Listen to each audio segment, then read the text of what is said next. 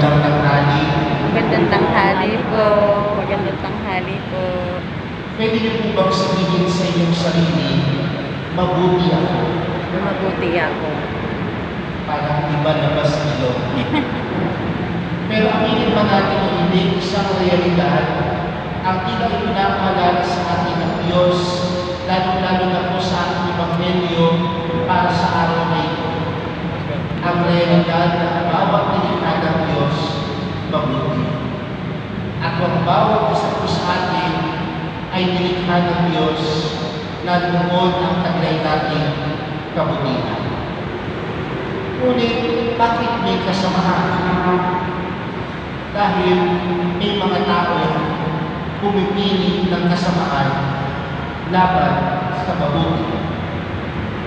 Hindi niyo po ba napapansin yun? Nung nilikha ng Diyos